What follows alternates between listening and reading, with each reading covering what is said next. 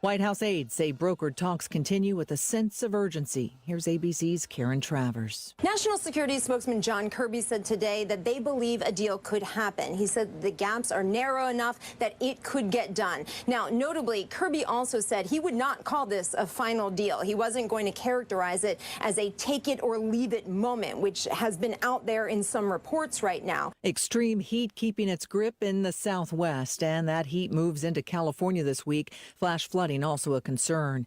And in Connecticut, one person is confirmed dead, and the search continues for two others missing after a boat crashed into a jetty on Monday night. You're listening to ABC News. Warning, the following ZipRecruiter radio spot you are about to hear is going to be filled with F words. When you're hiring, we at ZipRecruiter know you can feel frustrated, forlorn even, like your efforts are futile, and you can spend a fortune trying to find fabulous people, only to get flooded with candidates who are just fine. Fortunately, ZipRecruiter figured out how to fix all of that. And right now, you can try ZipRecruiter for free at ZipRecruiter.com/free. With ZipRecruiter, you can forget your frustrations because we find the right people for your roles fast, which is our absolute favorite F word. In fact, 4 out of 5 employers who post on ZipRecruiter get a quality candidate within the first day. Fantastic. So, whether you need to hire 4, 40, or 400 people, get ready to meet first-rate talent. Just go to ZipRecruiter.com/free to try ZipRecruiter for free. Don't forget, that's ZipRecruiter.com/free. Finally, that's ZipRecruiter.com/free. There's a type of shark swimming across Lake Michigan. 61-year-old endurance swimmer Jim Dreyer dubbed the Shark, trying to recreate his 1998 swim across the Great Lake. He started at 6 o'clock in the evening on Labor Day night, swimming from Grand Haven, Michigan, headed for Milwaukee. The entire trip expected to take about 72 hours. Dreyer tried the same thing about a month ago. However, a GPS failure took him way off course. He was accidentally swimming the wrong way. ABC's Sherry Preston reporting. Britain halts some arms shipments to Israel, citing concerns over whether they can potentially be breaking international law. The new government here conducted a review of exports to Israel. British Defense Secretary John Healey says some potential violations of international law were cited, so 30 out of around 350 export licenses have therefore been suspended with immediate effect. Seen as mostly symbolic here, Britain supplies just a fraction of military exports to Israel compared to the U.S. Tom Rivers, ABC News, London. Classes at Columbia University in New York resumed today amid backlash from the university's report on anti-Semitism. That report finding that the university failed to stop hate and violence against Jewish students on campus during pro-Palestinian demonstrations. Student organizers say they will ramp up actions, including possible encampments, until the university agrees to cut ties with companies linked to Israel. Michelle Franzen, ABC News. You can host the best backyard barbecue when you find a professional on Angie to make your backyard the best around. Connect with skilled professionals to get all your home projects done well. Inside to outside, repairs to renovations. Get started on the Angie app or visit Angie.com today. You can do this when you Angie that. This is the Newsradio KONP Noon Report. Todd Ortloff in the KONP News Center. Here's a look at what's happening on this Tuesday, September 3rd. Let's first take a look at some things that happened over this holiday weekend as we look back with Sandy Key's weekend wrap-up. We wonder if it makes good sense to label 13 auto accidents as a good number. Well, maybe yes. The report does cover 3 days rather than the usual 2.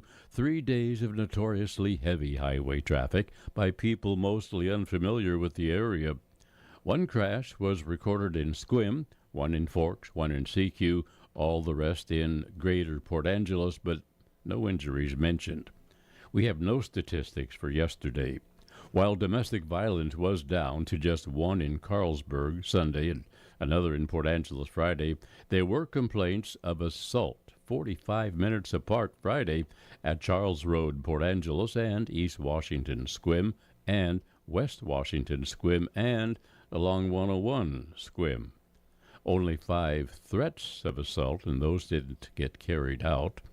Animal abuse cases remain high, with 2 in Port Angeles at Railroad Avenue and West 18th, and 3 in Sequim, 1 on West Washington, 2 cases along East Washington. Sequim also must have been having a very fun, long weekend. 6 of their gatherings received drop-in visits by police. The same happened in Port Angeles 4 times and Forks twice. In more serious events, there was a drug overdose on West Front Saturday, 3:30 in the morning, and drug violation arrests in the downtown Safeway parking lot area and along Highway 101 East. Suicide attempts or threats took place in South Port Angeles yesterday and Central Port Angeles Saturday, where ambulance assistance was needed, and an additional third attempt or threat brought help to a Sequim address Sunday. Officers completed more than 14 weekend building checks, 3 bar checks, and 27 traffic stops. One out-of-town visitor driving a long motorhome with a boat in tow wished he hadn't stopped. Driving west in Port Angeles on 101, he was seduced by a tempting coffee sign. He made a quick turn into the driveway of the place and found himself trapped, unable to get out due to overheight or back due to having to back up with a trailer up a hill into heavy bumper-to-bumper westbound traffic. Clearly a case for something a little stronger than espresso. Sandy Keys, Radio Pacific Local News. A sinkhole near the Port Townsend Ferry Terminal, reducing traffic to a lane in each direction on Sims Way there following the sewer line collapse underneath Saturday night. City officials confirmed that crews stabilized the leak and contained sewage to prevent environmental contamination. However, after initial repairs, the line failed again, prompting around-the-clock efforts to address the issue over the weekend. The 60-year-old sewer line was already slated for replacement in November, but the situation's now been declared an emergency, allowing the city of Port Townsend to expedite the process and potentially reduce some costs. Drivers still, though, advised to use caution and allow extra time if you're heading on the Port Townsend ferry. And the city hopes to have it all finished up before the Wooden Boat Festival that begins on Friday in Port Townsend. More news after this. Losing a loved one is overwhelming. Your mind and your heart shut down. That's where Drennan & Ford Funeral Home and Crematory comes in. They took the burden off my family's shoulders and guided us through everything we needed to do. No pushy sales tactics or unanswered questions. They just held our hands and took care of everything we asked. That's why I will always recommend Drennan & Ford for end-of-life decisions. They handle the hurt like no one else can. Call 360-457-1210. Did you know that Olympic Medical Center offers support groups? We have a support group for families with a new baby, as well as cancer and diabetes support groups, all free. Drop in to any of our free support groups. Learn more about meeting times and locations at olympicmedical.org/events. With the changing of the season, the Parks and Rec Department for the City of Port Angeles will be removing the floating docks from City Pier September 13th. The work performed every year after Labor Day to prevent storm damage. The floats will be stored and then returned to the City Pier for Memorial Day weekend next year. City says in previous years, leaving the floats in place through the fall season has led to significant damage and prolonged repairs lasting over a year. By removing them in September, the city says it's taking proactive steps to ensure the floats will be in good condition and ready for next year. Also, as a precautionary measure, Parks and Rec will temporarily remove the floating docks from the Edis Hook boat launch on September 23rd. They say that action follows damage sustained by the floats during last year's winter storms. State police around Seattle investigating 3 different shootings on I-5, all happening last night, but authorities haven't deemed them connected. 2 women were taken to the hospital as a result. All 3 shootings were reported on the interstate's northbound side, but in separate locations. One victim described to police a white Volvo with California plates as a suspected vehicle in the first shooting. Now, a suspect has been arrested in what is the 3rd shooting, we believe, but police don't know if the incidents still are connected. State Patrol's Nick Jones asking drivers to be vigilant in the Seattle area. People need to be aware and just if they see any aggressive driving, make sure that you call 911 so that our troopers out on the road can address these problems accordingly. Renton police are investigating a drive-by shooting that killed a woman early Monday morning. The incident began about 2 a.m. The woman who was shot at the scene left in a car that eventually stopped in front of a hotel on Sunset Boulevard North about 2 miles away. Despite life-saving efforts, she died. Investigators now gathering evidence and looking for potential witnesses in that case. One person shot in the leg after confronting a driver who honked at them in a North Seattle drive-thru early yesterday morning.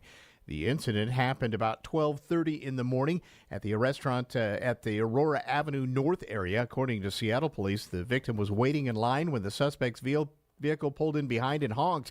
The victim got out of their car to confront the driver, who then pointed a firearm out their window and shot the victim in the leg. The suspect then fled in a red SUV. The victim was treated by first responders, taken to Harborview Medical Center. Police recovered a single shell casing at the scene. And Lakewood has implemented a stricter camping ban following a recent U.S. Supreme Court decision. They're joining other Washington cities and now cracking down on homelessness. The new ordinance prohibits sleeping or camping on public streets and sidewalks in Lakewood. It allows police to remove campsites within 24 hours' notice, even if no shelter beds are available nearby. This is Newsradio KONP.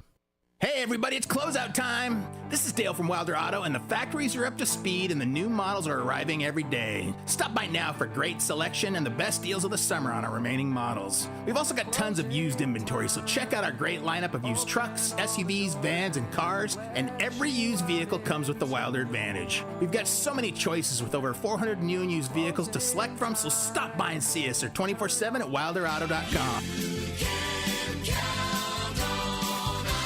At Straightview Credit Union, we believe that fast, flexible loan decisions are key to helping our members achieve their financial goals. That's why we're proud to offer a streamlined loan application process that takes place entirely in-house. All loan decisions are made locally, right here in our building, by our experienced lending team.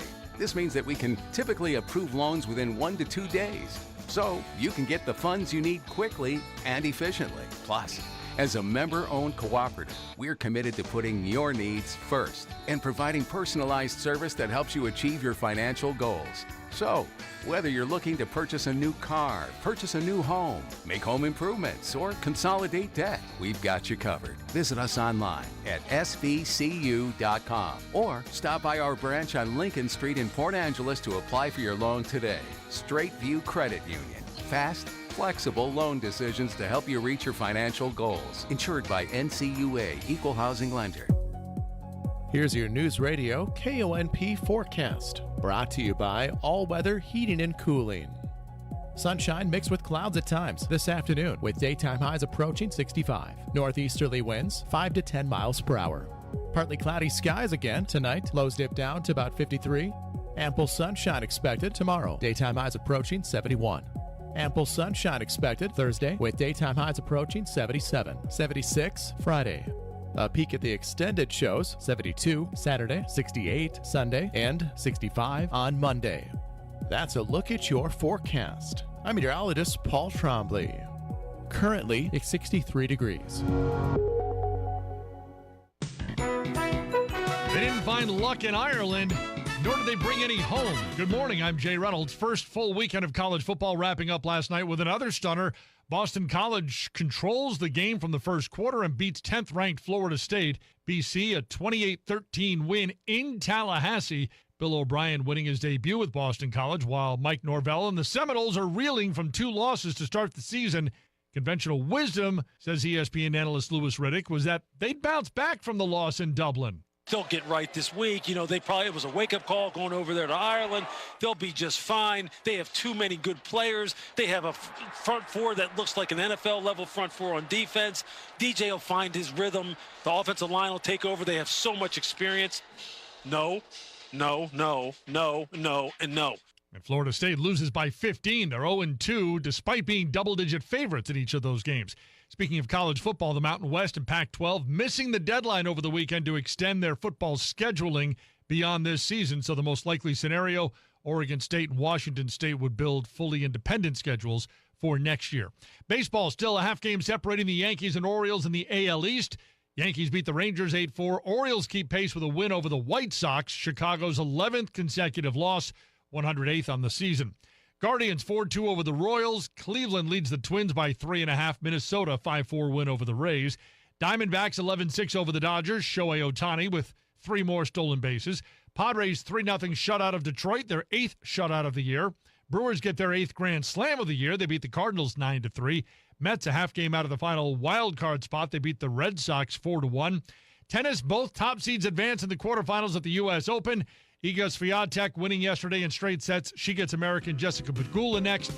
Jannik Sinner advances to a quarterfinal matchup with Daniil Medvedev. Now in some local sports notes, former Port Angeles Rough Rider cross-country star Jack Gladfelter has been named the Cascade Collegiate Conference Runner of the Week. Gladfelter and Corbin College finished in second place at the Linfield Harrier Classic, competing against 8 other schools, including Division I schools such as Portland University. He broke the school's 6K record, finishing second with a time of 18:28:13. Corbin College currently ranked 22nd in the nation. Peninsula Pirates women's basketball coach Allison Crum traveled to Saginaw, Michigan to secure a commitment from 6'3" post player Alicia Smith from Division II Delta College in University Center, Michigan. Smith could be the most talented recruit to ever wear a Pirates uniform. Last year, as a freshman, Smith averaged 19 points per game and 13 rebounds per game. During her 4 years at Central Bay High School, Smith broke 12 school records, and in her senior year, she averaged 16 points per game and 15 rebounds per game, with a game high of 31 rebounds against Midland High School in one game. The 2024 high school football season starts this Friday night with Squim hosting Forks at 7 p.m. Port Angeles will travel to Deming for a 7 p.m. kickoff against Mount Baker, and you can hear that game right here on Newsradio KONP. The following Friday, KONP will broadcast Squim's home game against Franklin Pierce. Seahawks kick off a new era on Sunday with new rookie head coach Mike McDonald. They take on the Denver Broncos, and they'll don their throwback jerseys for the occasion, featuring the classic silver helmet, royal blue and apple green jerseys, and silver pants. Shea Langeliers led off the ninth inning with his second home run of the game, lifting the Oakland Athletics over the Seattle Mariners 5-4 yesterday. Same two teams go at it again this evening here on KONP at 5:30. This is Ed from Leeds Farm Supply and Equipment Sales. Our family has trucked hay to feed the hungry animals in Western Washington for 4 generations. In that time, we have built a growing legacy of serving the needs of our customers, and we've never stopped. In 2014, we ventured into the equipment world by becoming a dealer and service provider for Mahindra Tractors. Since then, we have partnered with quality brands such as Bad Boy, Aaron's Gravely, LS Tractor, Husqvarna, Snake River Trailers, and now Wacker Noyson Construction Equipment. We have a 3-base shop where we not only service the brands we sell, but we also work on most major brands including Kubota, John Deere, and New Holland. We carry a wide variety of parts, filters, belts, and fluids. We have a fully stocked hydraulic shop and can build hoses for most machines while you wait. Chainsaw or weed eater needs some TLC, we work on small engines too. We even offer welding and fabrication services. We have been earning the Peninsula's trust for over 25 years with your animal's care, and we look forward to earning your trust with your equipment's care too. 12:20. Let's get a check on Wall Street next. News Radio KONP Business. This is a Bloomberg Money Minute. Markets are sliding today with tech stocks leading the way after a weak reading on manufacturing. The Nasdaq is down 3%, the S&P off 2%, the Dow down about 1.5%.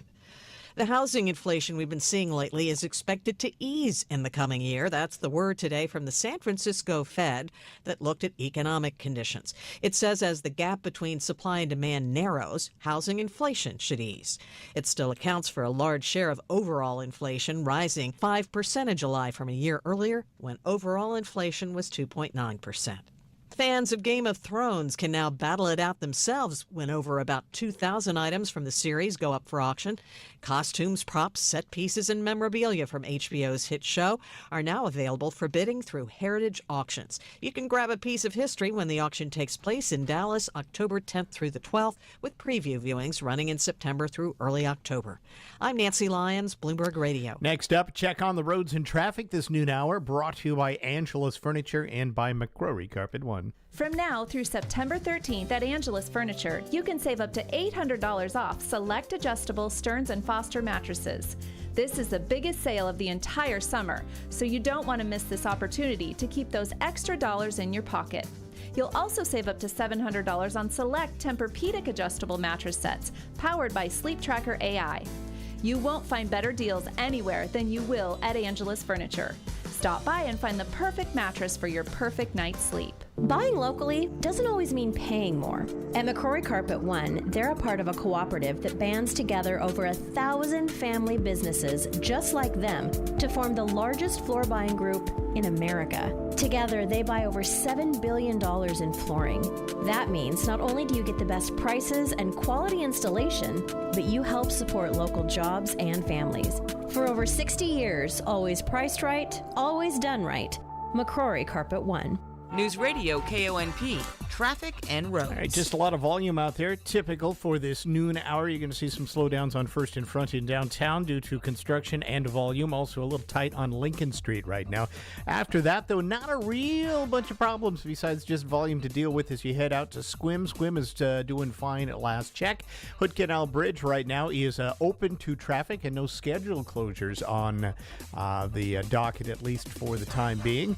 No problems on the ferries into Seattle as well today. They seem to be running on time there at Bainbridge and also at Edmonds. If you're heading out west on 101 and 112, it's a good clear sailing all the way out to Forks on 101, out to Nia Bay on 112. Right now, got a lot of persistent marine air out there, and that's keeping it cooler today. 59 in Port Townsend. Out west at Forks, things burning off a bit there at 64. It's 63 in Squim. It's 57 on the waterfront in downtown Port Angeles, and it's 64 now out at Fairchild Airport. A better life with Dr. Sanjay Gupta. For most of my adult life, I have loved running.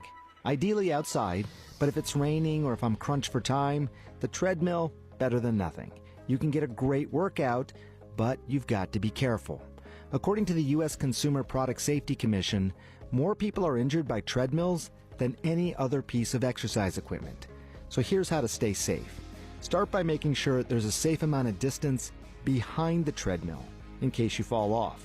Wear clothes that fit, shoes that are tied. Whatever you do, do not skip clipping that safety key to your shirt. Very important. As one expert put it, it'd be kind of like driving without a seatbelt. 99% of the time, you're not going to have to use it, but when you need it, you really need it. And wherever your treadmill is moving, kids and pets, they should be in a different room. I'm Dr. Sanjay Gupta, helping you live a better life. My son loves to fly kites, but my active psoriatic arthritis can sometimes hold me back. Now with Skyrizi to treat my skin and joints, I'm ready to go. Skyrizi, risankizumab Riza, a prescription-only 150 milligram injection for adults, helps with less joint pain, stiffness, swelling, and fatigue. For those who also have plaque psoriasis, 90% clearer skin is possible with just 4 doses a year after 2 starter doses. Don't use if allergic to Skyrizi. Serious allergic reactions and an increased risk of infections or a lower ability to fight them may occur. Before treatment, your doctor should check for infection and tuberculosis. Tell your doctor if you have an infection or symptoms such as fever, sweats, chills, muscle aches, or cough, or if you plan to or recently received a vaccine. With Skyrizi, there's nothing like clearer skin and better movement, and that means everything. Ask your doctor about Skyrizi today and visit skyrizi.com or call 1-866-SKY-RIZI to learn more. Hello, I'm Jerry Stewart, and this is One Moment in America. America is the most successful labor nation in the world, but there's one job in America that is absolutely critical to our success. I'll tell you that job after this important message. I love the Mike Lindell MyPillow products. We have the pillows, the bed sheets, the slippers, and even bath towels, and we still shop there today. If we had to pick our favorite, I think it would be our slippers. They are made so well that we even wear them outside the house. Mike has so much on sale right now that you can get several items for just $25 and other items at 50 to 80% off. And for the men, they have for summer these white slide sandals for $9.95 using our promo code JS JS22. So go now to www.mypillow.com/JS22. Or you can call 1-800-544-8939 to place your order. And don't forget, when you do, use the code JS22. There are tens of thousands of jobs in America, and each is critical to our national labor success. But it's fair to say that one job truly rises above them all: those who labor in our military. Without them laboring to keep us free, all else would be in vain. We all know the story of the Great Wall of China. It was built to protect their nation. But after it was built and the enemy came, they went right through that wall. How? One soldier was bribed. He just opened the gate. The key to our great military success, the great character of the people. I thank God for our military. I'm Jerry Stewart, and that was One Moment in America.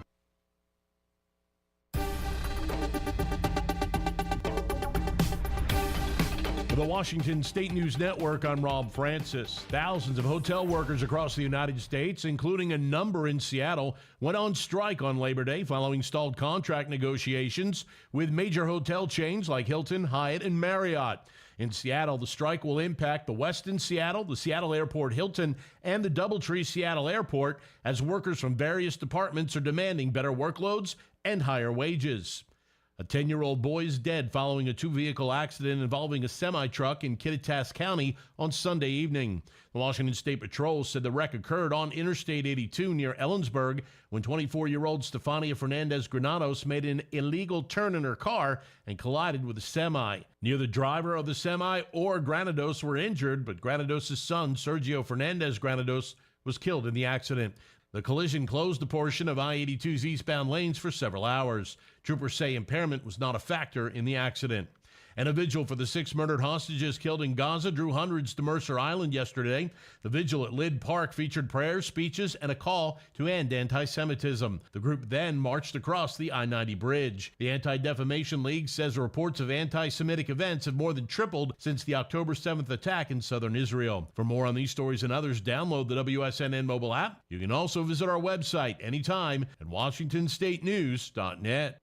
If you're a contractor, it's now easier for you to do business with the Department of Labor and Industries.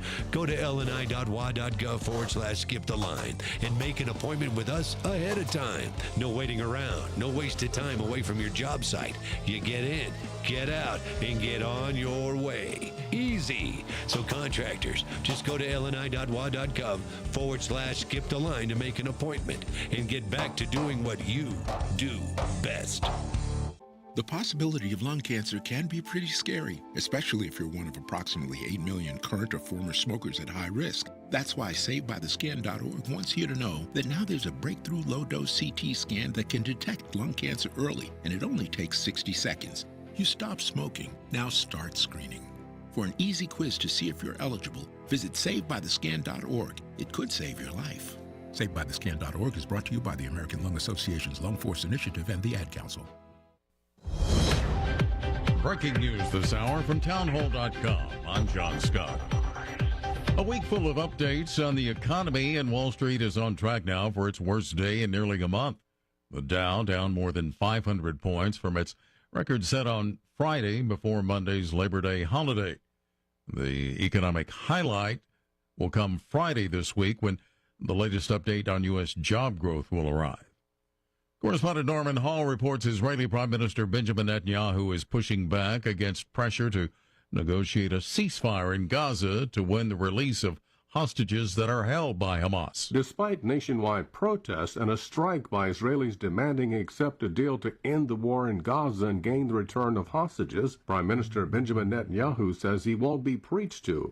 Thousands of protesters furious about the deaths of 6 hostages demonstrated outside Netanyahu's residence in Jerusalem late Monday. Netanyahu says he won't budge on his demand for continued Israeli control of the Philadelphia corridor, a narrow band along Gaza's border with Egypt. He calls the area an oxygen pipe for Hamas weapons. Meanwhile, Israel continued its 6-day raid on the Jenin refugee camp in the Israeli-occupied West Bank. I'm Norman Hall. Also at townhall.com, the presidential election rushing towards the finish line.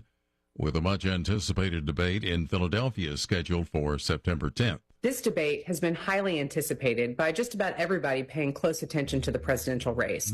In a lot of their campaign appearances and speeches along the trail, both Trump and Harris have talked about wanting to have that one-on-one moment with each other.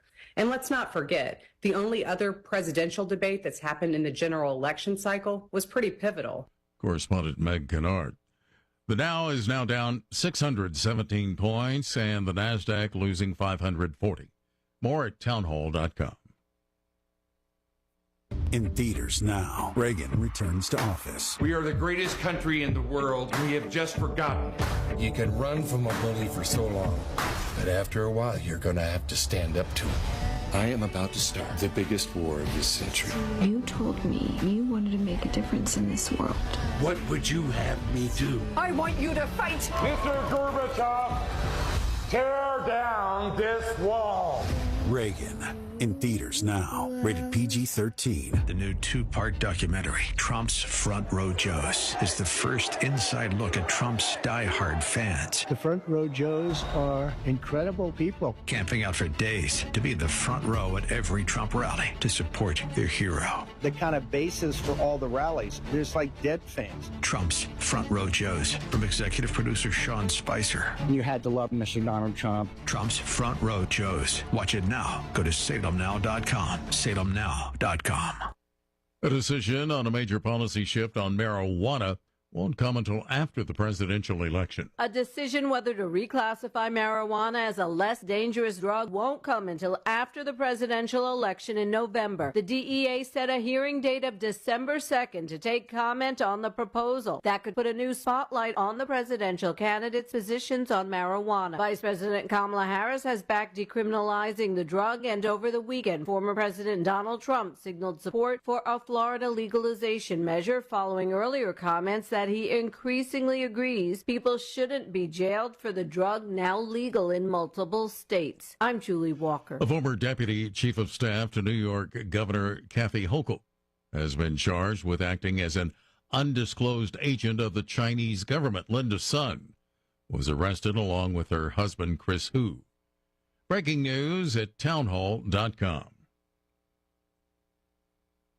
A deadly shooting on a subway train in the Chicago area. Police say a suspect is in custody after a shooting killed 4 riders on a Chicago Transit Authority train in Forest Park, Illinois. And the mayor of Forest Park, Rory Hoskins, says it's a horrible tragedy that 4 people are dead on Labor Day weekend. The mayor says the train station sees a lot of crime because of homelessness and drug addiction. We're calling on our leadership, countywide, statewide, to invest more resources. I'm Jackie Quinn. And the man charged with killing 10 people at a Boulder, Colorado supermarket in 2021 going on trial, Ahmad Al-Aliwi Alisi, has been diagnosed with schizophrenia and has pleaded not guilty by reason of insanity. Potential jurors are set to be questioned starting today. Opening statements expected later in the week. More on these stories at townhall.com. I'm John Scott. This is the Newsradio KONP Noon Report. Todd Ortloff in the KONP News Center. Here's a look at what's happening on this Tuesday, September 3rd. Let's first take a look at some things that happened over this holiday weekend as we look back with Sandy Key's Weekend Wrap-Up. We wonder if it makes good sense to label 13 auto accidents as a good number. Well, maybe yes. The report does cover 3 days rather than the usual 2. 3 days of notoriously heavy highway traffic by people mostly unfamiliar with the area. One crash was recorded in Sequim, one in Forks, one in CQ, all the rest in Greater Port Angeles, but no injuries mentioned. We have no statistics for yesterday. While domestic violence was down to just 1 in Carlsberg Sunday and another in Port Angeles Friday, there were complaints of assault 45 minutes apart Friday at Charles Road, Port Angeles, and East Washington Sequim, and West Washington Sequim, and along 101 Sequim. Only 5 threats of assault, and those didn't get carried out. Animal abuse cases remain high, with 2 in Port Angeles at Railroad Avenue and West 18th, and 3 in Sequim, 1 on West Washington. 2 cases along East Washington. Sequim also must have been having a very fun, long weekend. 6 of their gatherings received drop-in visits by police. The same happened in Port Angeles 4 times and Forks twice. In more serious events, there was a drug overdose on West Front Saturday, 3:30 in the morning, and drug violation arrests in the downtown Safeway parking lot area and along Highway 101 East. Suicide attempts or threats took place in South Port Angeles yesterday and Central Port Angeles Saturday, where ambulance assistance was needed, and an additional third attempt or threat brought help to a Sequim address Sunday. Officers completed more than 14 weekend building checks, 3 bar checks, and 27 traffic stops. One out-of-town visitor driving a long motorhome with a boat in tow wished he hadn't stopped. Driving west in Port Angeles on 101, he was seduced by a tempting coffee sign. He made a quick turn into the driveway of the place and found himself trapped, unable to get out due to overheight or back due to having to back up with a trailer up a hill into heavy bumper-to-bumper westbound traffic. Clearly a case for something a little stronger than espresso. Sandy Keys, Radio Pacific Local News. A sinkhole near the Port Townsend Ferry Terminal, reducing traffic to a lane in each direction on Sims Way there following the sewer line collapse underneath Saturday night. City officials confirmed that crews stabilized the leak and contained sewage to prevent environmental contamination. However, after initial repairs, the line failed again, prompting around-the-clock efforts to address the issue over the weekend. The 60-year-old sewer line was already slated for replacement in November, but the situation's now been declared an emergency, allowing the city of Port Townsend to expedite the process and potentially reduce some costs. Drivers still, though, advised to use caution and allow extra time if you're heading on the Port Townsend ferry. And the city hopes to have it all finished up before the Wooden Boat Festival that begins on Friday in Port Townsend. With the changing of the season, the Parks and Rec Department for the city of Port Angeles will be removing the floating docks from City Pier September 13th. The work performed every year after Labor Day to prevent storm damage. The floats will be stored and then returned to the City Pier for Memorial Day weekend next year. City says in previous years, leaving the floats in place through the fall season has led to significant damage and prolonged repairs lasting over a year. By removing them in September, the city says it's taking proactive steps to ensure the floats will be in good condition and ready for next year.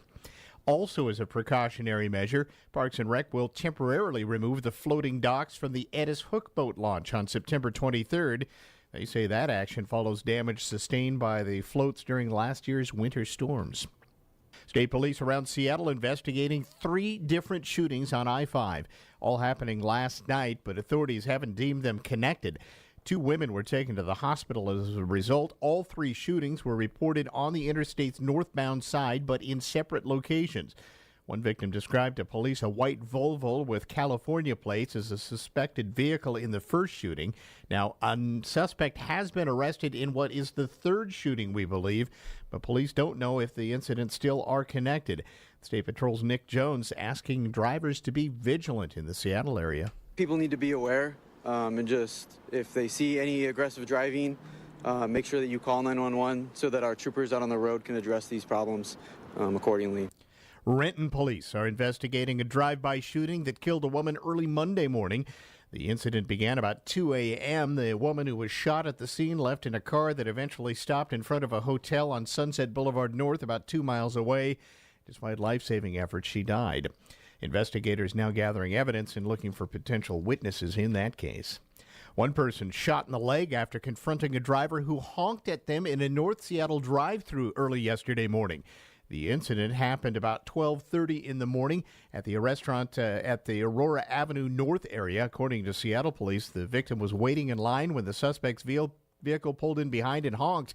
The victim got out of their car to confront the driver, who then pointed a firearm out their window and shot the victim in the leg. The suspect then fled in a red SUV. The victim was treated by first responders, taken to Harborview Medical Center. Police recovered a single shell casing at the scene. And Lakewood has implemented a stricter camping ban following a recent U.S. Supreme Court decision. They're joining other Washington cities and now cracking down on homelessness. The new ordinance prohibits sleeping or camping on public streets and sidewalks in Lakewood. It allows police to remove campsites within 24 hours' notice, even if no shelter beds are available nearby. This is Newsradio KONP.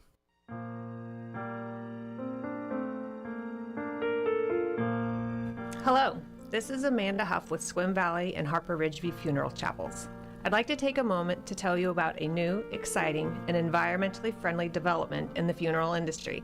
It's called natural organic reduction, or simply terramation. Perhaps you've heard of it. Terramation is a process in which the body, after death, is returned to the earth in a carbon-neutral, eco-friendly manner. The process takes place in a controlled environment, and all that remains is a natural, odorless, compost-like material. If you'd like more information about terramation and advanced planning, call us today at Harper Ridgeview in Port Angeles or Swim Valley Chapel and Swim, and one of our knowledgeable and caring funeral professionals will assist you in answering your questions. Harper Ridgeview and Swim Valley Funeral Chapels, because your loved ones deserve the best.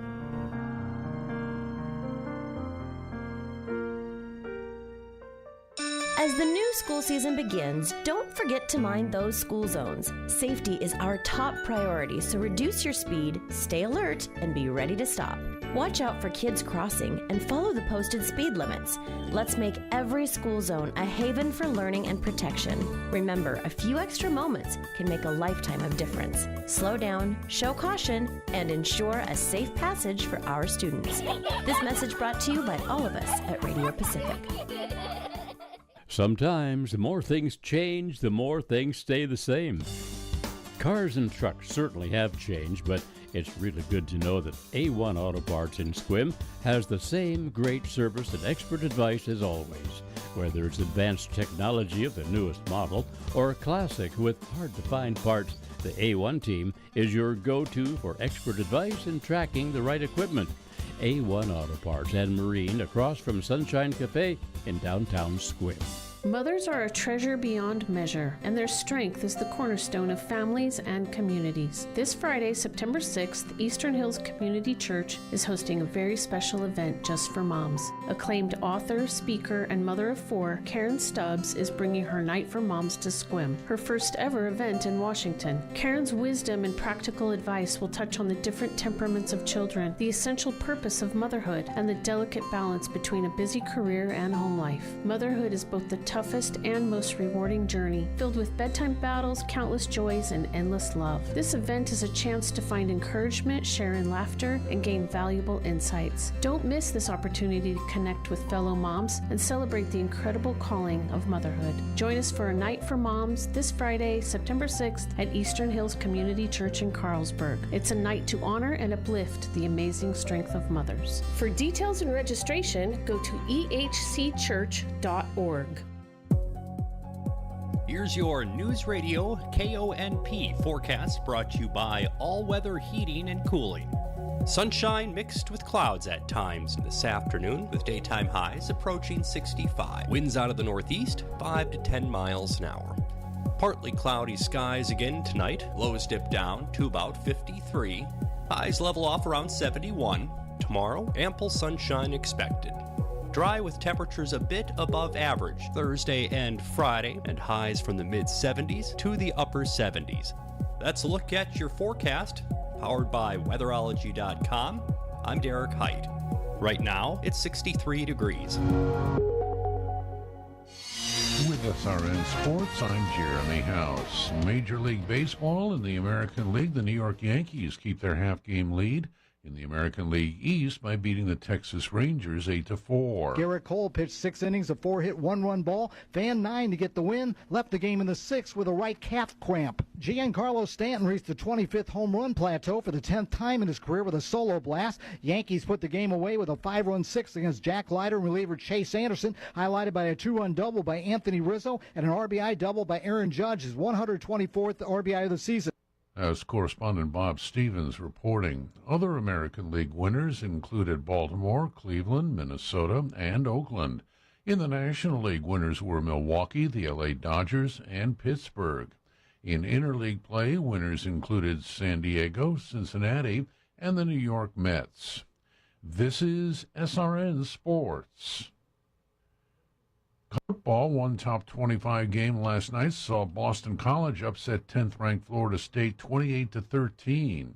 In tennis, Jessica Pegula has advanced to the quarterfinals at the U.S. Open in New York, keeping alive her hopes for a breakthrough major win. Pegula joins fellow American Emma Navarro in the final 8 and has reached that milestone for the second time in New York. The 6 seed through without dropping a single set so far, her latest victory coming 6-4, 6-2 over the Russian Diana Schneider. She now takes on her biggest challenge to date when she faces the women's top seed, Iga Swiatek. She also has not conceded a set. Men's top seed, Yannick Sinner, ended Tommy Paul's run, but had to work hard for a close 3-set victory. He now takes on Daniel Medvedev. I'm Graham Agar.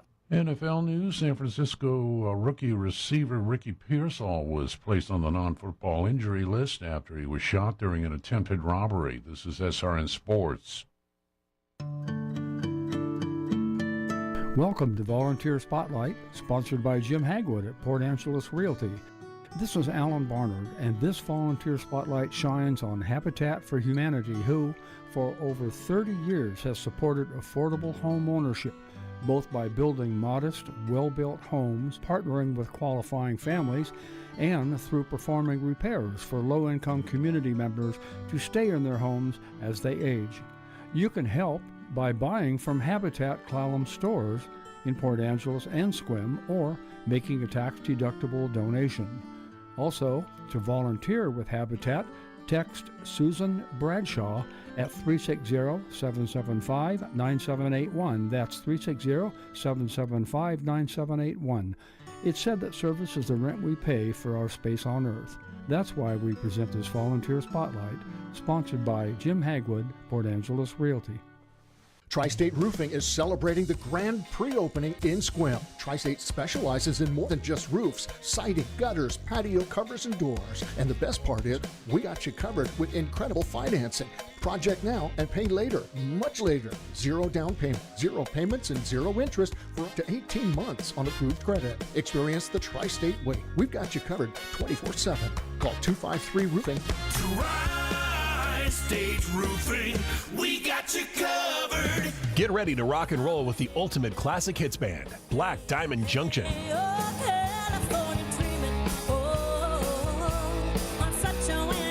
From the electrifying sounds of the 60s, 70s, and 80s to the timeless anthems that define generations, Black Diamond Junction delivers non-stop entertainment that will have you dancing all night long. Whether you're planning a corporate event, wedding, or private party, don't miss out on the ultimate classic hits experience. Book Black Diamond Junction for your next event and let the good times roll.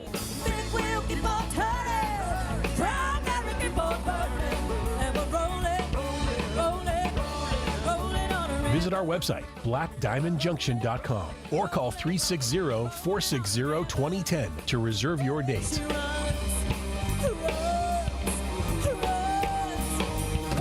Black Diamond Junction, keeping the classics alive, one unforgettable performance at a time. This is Lee Habib, and I get asked all the time why we do all of those segments on Our American Stories about people who found the American dream. And we do it because it's true. This country has great stories to tell, and we tell them on this station every week. Because one thing I've learned is this: there's an American story in all of us. Join me for Our American Stories right here. Weekdays from 8 to 10 p.m. and Sunday afternoons from 1 to 3.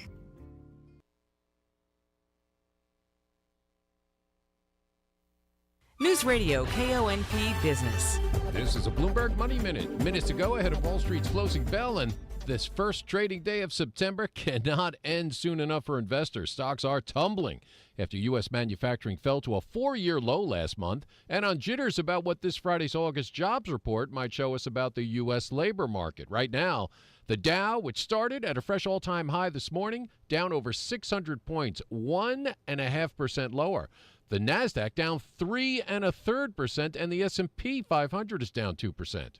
Shares of AI chipmaker, a big drag on the tech sector. They're down 9.5% right now. That's a $250 billion one-day wipeout in value on worries about slumping demand for semiconductors. Also sharply lower, shares of Boeing down nearly 8%. It's already struggling from safety concerns about its 737 MAX aircraft and its Starliner spaceship, Well, now there are worries that its 32,000 machinist union staffers could go out on strike next week. Talks are ongoing, though. Tom Busby, Bloomberg Radio. Nor wind, nor rain, nor sleet, nor any other weather event is too much to handle for Leeds Farm Supply and Equipment sales. Not only are we the largest feed supplier on the Olympic Peninsula, we carry mowers and blowers, shovels and tractors in all shapes and sizes, and have the largest selection of trailers around. For big or small jobs, Leeds Farm Supply and Equipment sales has the right tool at the right price. Come on in. We'd love to work with you. Leeds Farm Supply and Equipment sales, 259-110, Highway 101 in Squim. Every second matters. When you or your loved one shows symptoms of a stroke, seconds matter. At Olympic Medical Center, we've been recognized with acute stroke certification, which means we're prepared the moment you arrive with stroke symptoms. For immediate, expert stroke care, trust Olympic Medical Center is always acute stroke ready. Learn more at olympicmedical.org/stroke ready. It's 12:52 as America celebrated Labor Day yesterday, now back to work today. Another country's taking steps to give its workers a bigger break. ABC's Daria Albinger has the details. Japan is one of the hardest working nations on earth, so much so that there is a term in its language to describe literally working yourself to death. Well, now the government is trying to change that as it deals with a growing labor shortage by encouraging employers, especially small and medium-sized businesses, to adopt 4-day work weeks. It's rolled out a work-style reform campaign that promotes shorter hours and other flexible arrangements, plus overtime limits and paid annual leave. Daria Albinger, ABC News. There's no such thing as the next best thing to love. No substitute or... That's James Darren there singing in the 1959 film Gidget. 60s teen idol James Darren has died in Los Angeles at the age of 88. Helped ignite the beach party film genre with Gidget, among others. There's no such thing with very same appeal. Just like in the movies, Deadpool can't be killed. Moviegoers keeping the dream alive, so says ABC's Chuck Severson. I waited a long time for this team up. Deadpool and Wolverine, Marvel's smash, the best-selling R-rated movie of all time, topped the weekend movie theater box office, over $15 million. Expected domestic total after Monday, $600 million. Disney's the parent company of Marvel and ABC News. Run. Alien Romulus was second with over $9 million. Hello, I'm Nancy Davis. Hello, Nancy Davis. I'm Ron Reagan. Reagan, a biopic starring Dennis Quaid as the U.S. president, exceeded expectations with an over $7 million premiere. Well, in case you missed it, scientists discovered why flies are so hard to swat. And in doing so, they also discovered the perfect way to swat a fly. Yep, experts from the California Institute of Technology said a fly's brain plans the best way to avoid a good swatting within 100 milliseconds of spotting you looming towards it with a rolled-up magazine. Within that time, the fly also places its legs in an optimal position to hop out of the way in the opposite direction, leaving you just swatting the table.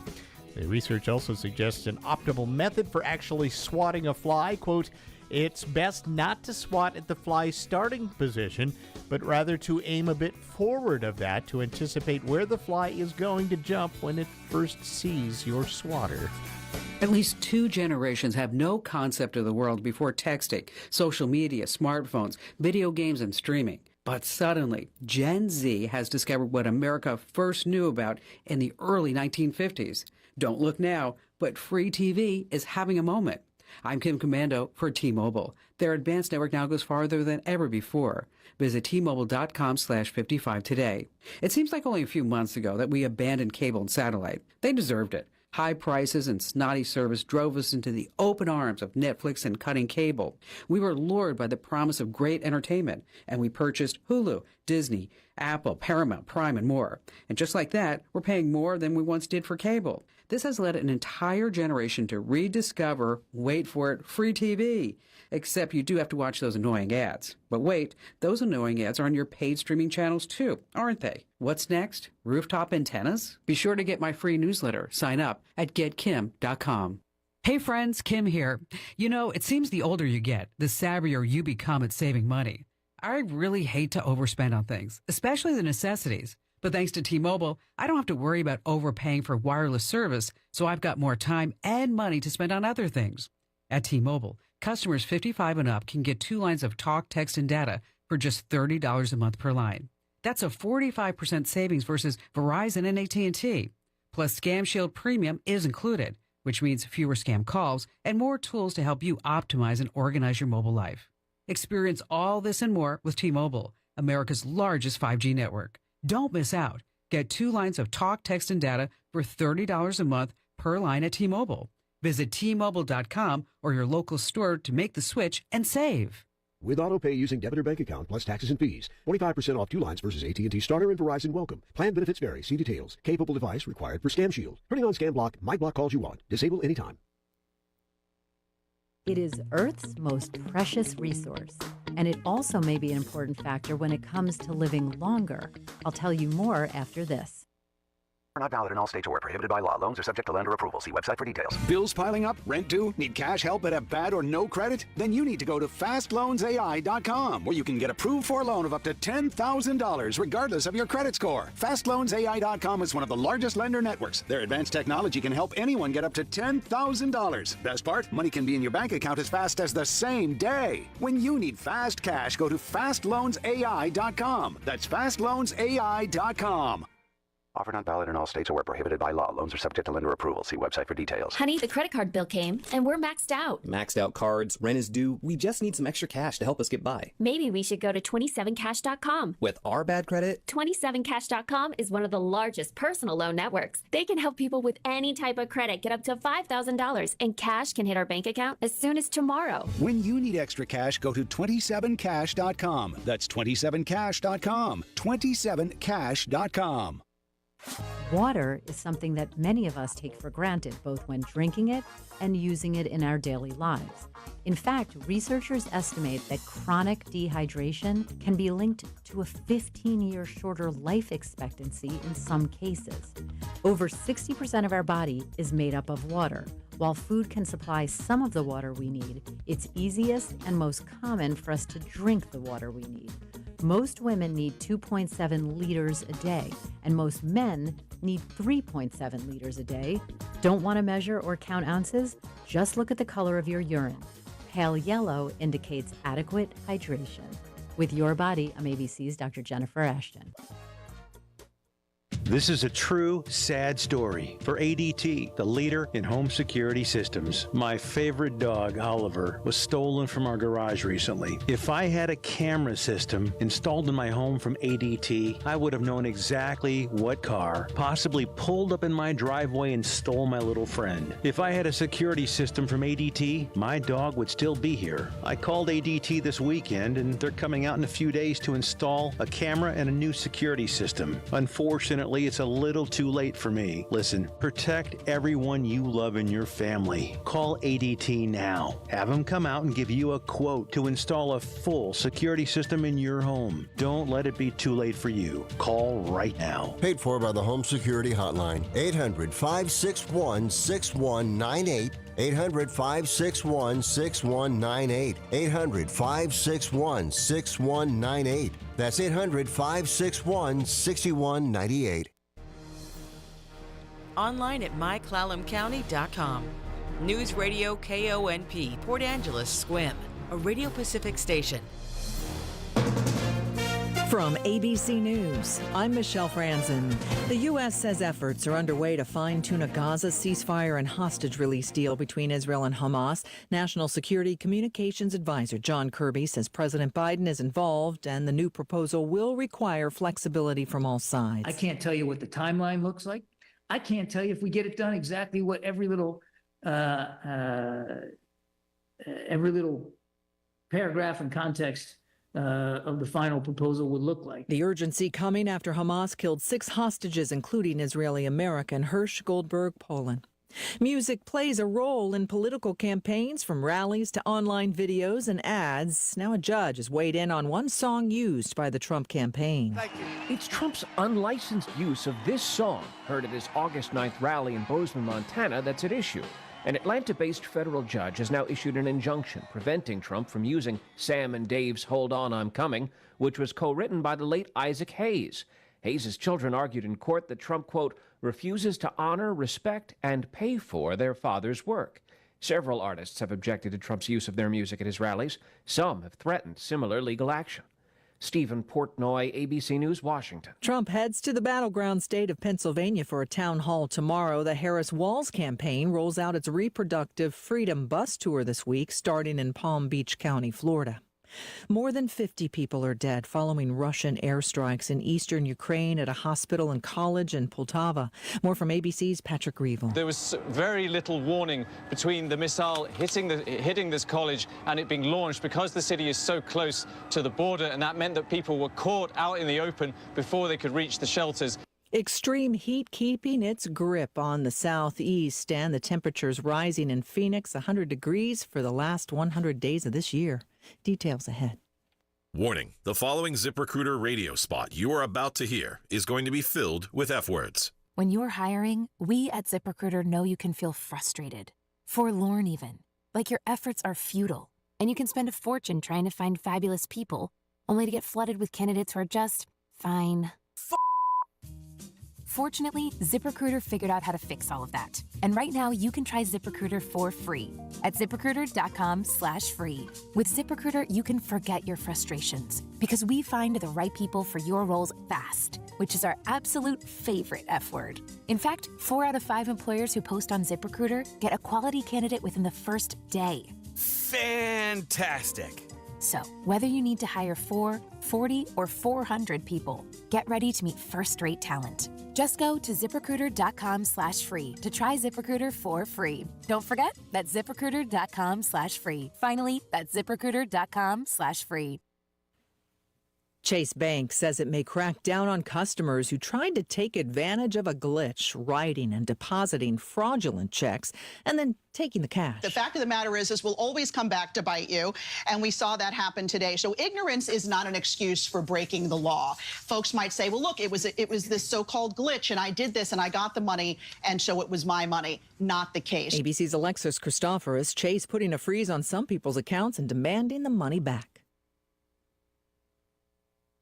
A deadly boat accident along the Connecticut River. A man is dead and 2 others are missing in a boating accident off the shore of Old Saybrook, Connecticut, along the Connecticut River. The accident happened Monday night, with searching continuing at first light in the morning. Emergency crews finding a half-sunken 31-foot motorboat with significant damage after it hit a wall. There were 9 people in all on the boat, with 6 able to immediately survive. Several of them were ejected into the water on impact. Authorities say it's not yet clear how the crash happened. Derek Dennis, ABC News. The boat was returning from a trip to Block Island. It remains submerged.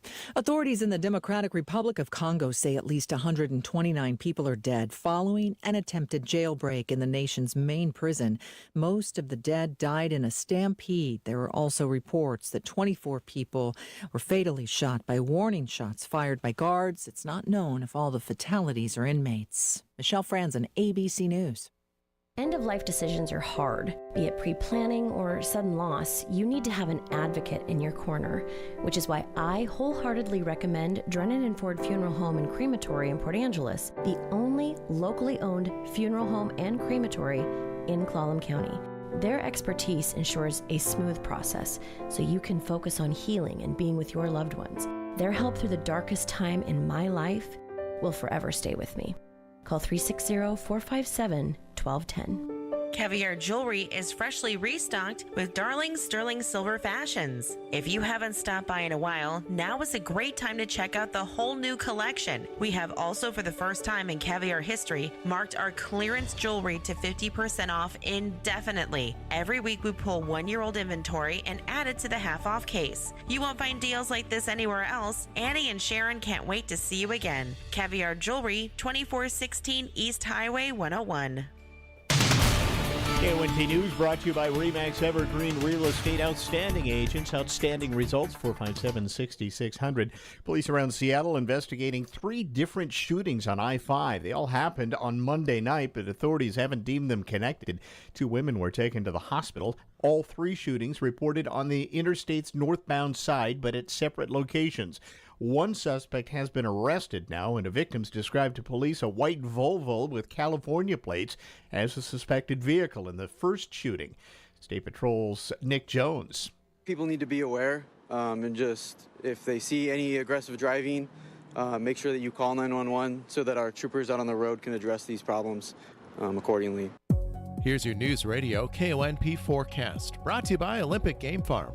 Sunshine mixed with clouds at times this afternoon, with daytime highs approaching 65. Winds out of the northeast, 5 to 10 miles per hour. Partly cloudy skies tonight, lows dip down to about 53. Tomorrow, 71.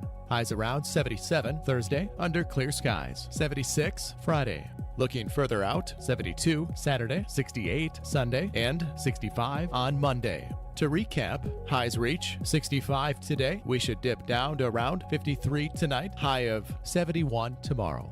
That's a look at your forecast. I'm meteorologist Paul Trombley. Currently, it's 66 degrees.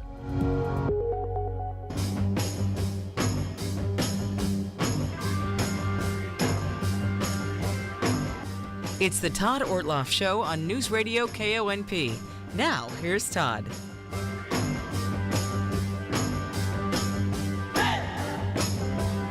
All right, welcome back to the show. It is always fun. Once a month, we get David Brownell in, who is the executive director of the North Olympic History Center, to give us a few history tales about things that are going on in our area. Some quite serious. Well, I guess depending on where you fall on the spectrum of things, this one might be quite serious as well, because Dave is going to talk about sea serpents today with us. So, Dave, it's great to see you again. Thanks for having me back, Todd. So let's start there. You have gleaned through information about the famed, and I think those of us who've lived here a long time have heard about, serpents in the harbor and that sort of thing in the Strait of Juan de Fuca. So let's talk about sea serpents of Clallam County. Sure. Well, I think to sum all of this up, some tales are taller than others, right? So Eddie, a.k.a. Aedes gigantus, a.k.a. Caddy, a.k.a. Aggie, a.k.a. Horseface Charlie, a.k.a. Highest Chuckaluck. I will go through all of these names, but we're going to call him Eddie for short. Okay. My selfish angle on this is Eddie has been the official mascot of the History Center since 1980s. Back in 1986, we published an article in our newsletter, kind of tongue-in-cheek, saying that Eddie was going to be our new marketing mascot. What happened was the History Center received an avalanche of sightings, accounts of sea serpents, which sort of prompted me to kind of start digging into this. There's a pretty famous painting by Thomas Guptill, who's a pretty well-known artist, worked here 1920s, 1930s, 1940s. There's some really cool big paintings of his that we have on display in the Old County Courthouse. But my favorite is actually, and some of his paintings are absolutely massive, like 12 feet wide. But my favorite painting of his is a really small painting we have in our archives. It probably only measures 16 by 20 inches. And it's of Eddie, a.k.a. Aedes gigantus. So Thomas Guptill was a member of the Salmon Club, who did the Salmon Derby every year here in Port Angeles, and is sort of a promo for the Salmon Derby. And they had this storytelling competition called Ananias, and they started gathering these stories. And I think it's one of those things that sort of ballooned from that point, because a lot of this starts in the early 1930s. Okay. It's worth saying that the tribes of the Olympic Peninsula have various stories about sea serpents and even lake and river serpents going back to time immemorial. And those are those stories that we'll let them tell, but it's worth acknowledging that those exist going all the way back. So I'm going to kind of try to follow these chronologically, but basically Guptill painted this painting based off of one of these accounts. Some of these are actually pretty credible, in my opinion. Okay. I mean, it seems like there were enough people there and there were enough perspectives presented that something was seen. We don't know what it is. It's sort of the mystery of a UFO, right? As everybody jumps to the conclusion it was aliens. No, it's really just unidentified. You don't know what you're looking at. So this starts in a Port Angeles Evening News article in January of 1934. So this sighting was actually at the Olympic Forest Products Mill down by Edda's Hook. And it was a whole shift of 15 to 20 men saw something. So this wasn't like one guy reporting his sighting. They saw something in the waters of Port Angeles Bay alongside the mill wharf. A gentleman by the name of Gordon Johnston saw what he judged was about 10 to 15 feet of the body, extending above the water surface and rolling, somewhat like a porpoise. It appeared to be 5 or 6 feet in width and was covered with a thick coating of barnacles, which is an interesting note because there's not many sea creatures out there that will accumulate barnacles on there. It slows them down when they swim. So just from a scientific perspective, that kind of nudges things into different realms. When it dropped out of sight, there was a tail stream or wake boiling up in the water for at least 30 or 40 feet long. Johnston saw no head, but Hugh Roberts declared what was apparently a head resembling that of an alligator thrust 10 feet or so above the surface of the creature. Others said the head, if that's what it was, looked like a short barrel. And something that we're going to keep coming back is these very interesting, it's almost like a Rorschach test when somebody looks at this thing and tries to guess, because we go from an alligator head to a horse, to a cow, to a dog, to a cat. Pretty much every zoo animal's head has been attached to Eddie. So this creature was seen by the majority of the men at the dock. Some of them thought it was chasing herring, and some of them thought it had been confused because it was running back and forth between the warehouse dock and the mill wharf. So that's January 1934. Okay. Our next article comes in February of 1934, at which point Eddie acquires probably the most hilarious moniker, Horseface Charlie. Okay. which is just such an unfortunate name. Yeah. Horseface Charlie, a marine monstrosity, is such a great opening to a newspaper article. Wow. He made his appearance off the Washington pulp dock. So again, down on the waterfront. Yeah. According to Jack Roberts, acid maker on the 8 to 2 a.m. shift. This is not Grateful Dead country. We're talking, the acid they're using for pulp paper. Right. So, he's not hallucinating. Saw the freak at least 8 times Thursday night and called the attention of fellow workmen to the monster. He declared that the monster has the face like a horse, a neck about 2 feet long, a round body like a barrel, and is completely covered in barnacles. He said the lights of the outer dock lit up the water and showed the fish or mammal up very plainly.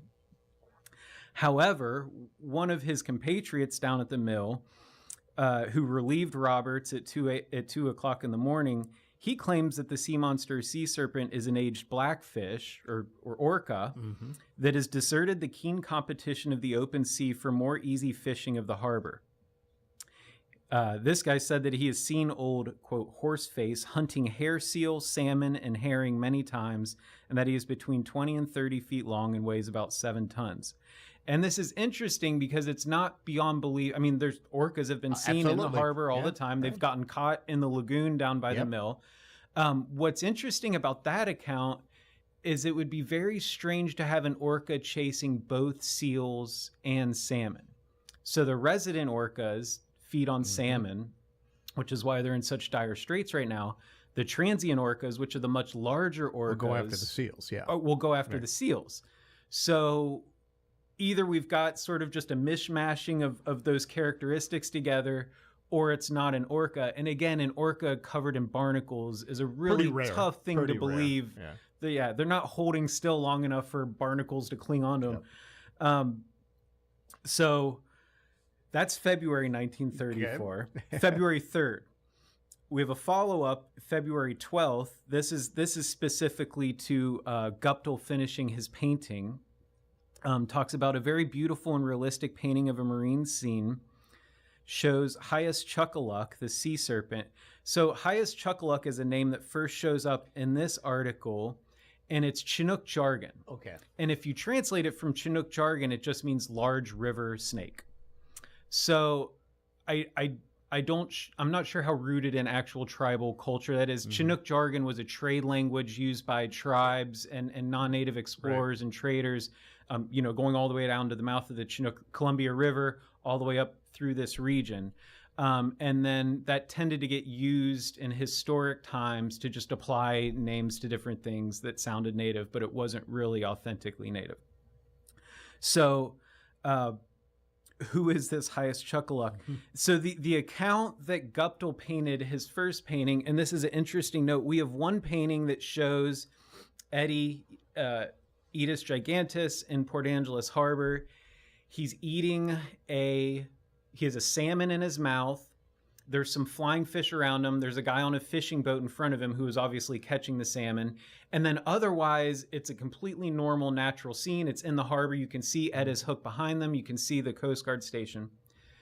There's apparently, and I'm not sure if it's a painting or a drawing because all I've been able to do is find copies of the image and not the original so far. It's the same exact painting, but in the background, where in the original that we have, you see Edda's hook in the Coast Guard station. Instead, there's this whale with its mouth open and flying fish. And so this is the account by a gentleman named Charles D. Lewis. This is a real fish tale, if there ever is.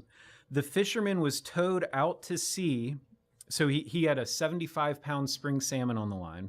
That's where it starts to be a little iffy right at the start there, 70-pound. Was towed out to sea, and the sea serpent stole his fish, dodged into the mother whale's mouth, which he calls mothership whale in other accounts, to divide the salmon.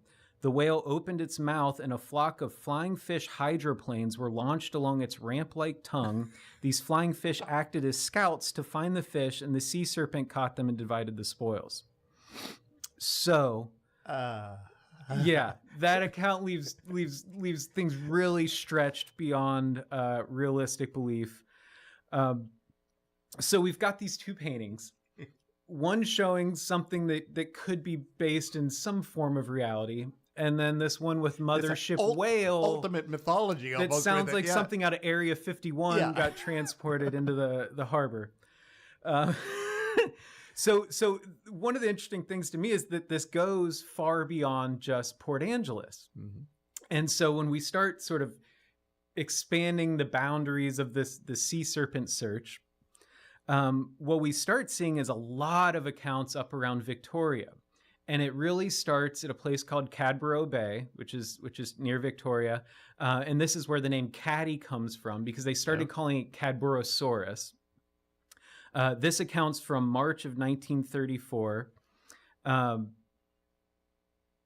Wait, sorry, I got my stories mixed up. September of 1934, an American woman named Miss Knox was over visiting Victoria with her friend Miss Webster of Victoria. And they reportedly saw what they called Amy Cadborosaurus, a 60-foot horse-headed spouse of old Hyas-Chuckaluk. They were walking their dogs. It was about 2 city blocks from shore. Its head was not unlike that of a horse, and it was dark in color. I never saw anything like it in my life before, and I certainly regretted that I did not have a camera with me. After diving 3 or 4 times, the monster went down for good and headed towards the city. So one interesting thing I think about this account is just within a few weeks of this, there was another account in the same newspaper. And it was and it's funny, you know, I think this sort of started prompting people to start bringing a camera or binoculars or something down to the waterfront, because then there's a police officer from Victoria who said that he was walking on the waterfront. He saw what he thought was Caddy. He broke out his binoculars, and what he saw was a bull sea lion leading, maybe they call them a herd of sea lion cows. Okay. So basically, you've got one big animal with a large head at the front, like it and then a bunch of and rolling shapes behind them. That if you're at any real distance without a pair of binoculars, is totally going to look like a sea serpent. Yeah. So, you know, there's various elements of this where we can start seeing reality start to tie into some of these. So as I mentioned earlier, the History Center kind of tongue-in-cheek made Eddie our mascot in the 1980s. And at that time, when it went out in our Straight History newsletter, they put out an offer to give a free membership to the History Center to anybody who could provide an unaltered photograph of Eddie or another sea serpent. Within a week or two, they received a painting in the mail by a woman named Dorothy Rutter. who had actually just she didn't paint this on request. She had painted it a year or two before. And it's a painting based on her memories of being with her family out picnicking at Agate Beach, just west of Port Crescent, Joyce area. Around the same time, this was 1934, 1935. She wasn't sure exactly. She said it was late summer evening. The sun was going down. The water is extremely calm. The tide was at a standstill. Interesting, there were 6 members of her family there, and on the back of this painting, she's named each of them how old they were at the time of the sighting. So again, very specific information for a fabricated story. And they named the creature Aggie because it was at Agate Beach. So again, just there you go. Yeah. It gets named something different everywhere it goes. She says that at the time, her father actually swore the family to secrecy because he thought everybody was going to think they were crazy. And what's interesting, when you look at her painting versus the painting that Guptill did, Guptill's painting of Eddie the sea serpent is a long silvery sea serpent with you can kind of see the alligator features and kind of a long snout, and then he's got these kind of weird tentacle things popping up out of his head. Dorothy Rudder's painting looks very similar, except it's not scaled, it's furry. So it's like this long sea serpent, looks very similar to Eddie, but it looks like it's covered in some sort of hair or fur, which a lot of the accounts say that it's covered in some sort of like wiry bristle fur or something like that. The